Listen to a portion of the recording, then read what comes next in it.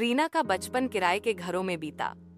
हर 2-3 साल में पापा नया मकान ढूंढते, माँ बक्से पैक करती और रीना नया मोहल्ला समझने की कोशिश करती। घर बदलते रहे, लेकिन एक बात नहीं बदली, माँ की एक छोटी सी बात। जिस दिन अपना घर होगा ना रीना, छत पर एक चारपाई जरूर रखूंगी। सुबह की धूप में बैठूंगी और तुलसी के पास कुल्हड़ वाली चाय पीऊंगी।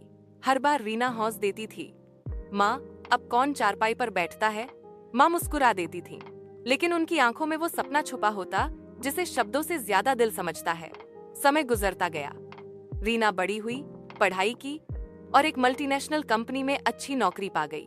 दिल्ली की तेज रफ्तार जिंदगी में एक के बाद एक प्रमोशन मिला, सैलरी बढ़ी, लेकिन घर अब भी किराए का ही था।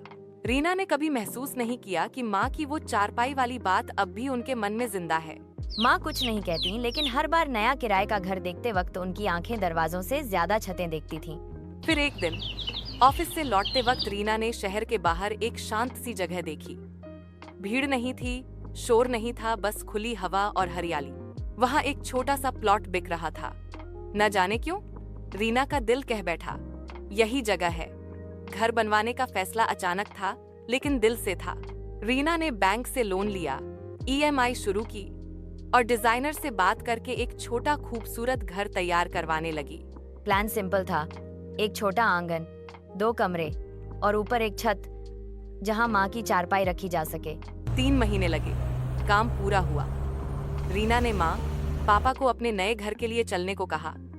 माँ ने कुछ नहीं पूछा, बस आंखों में वही पुरानी उम्मीदें थीं। गाड़ी दरवाजे पर रुकी। घर सामने था, बिल्कुल वैसा नहीं जैसा अखबारों में दिखता है, लेकिन वैसा जरूर जैसा सपनों में होता है। माँ धीरे धीरे अंदर आई।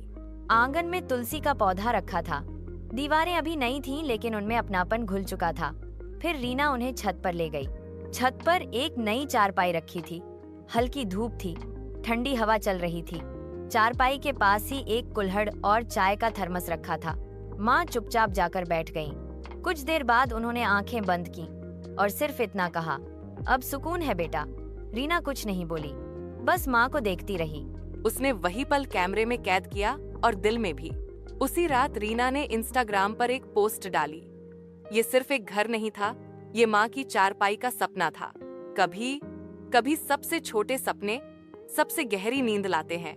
पोस्ट वायरल हो गई। लोगों ने कमेंट किया, हम भी अपने माँ बाप को ऐसा ही घर देना चाहते हैं। आपको कहानी अगर अच्छी लगी हो तो प्लीज शेयर करें। Thanks for watching the video.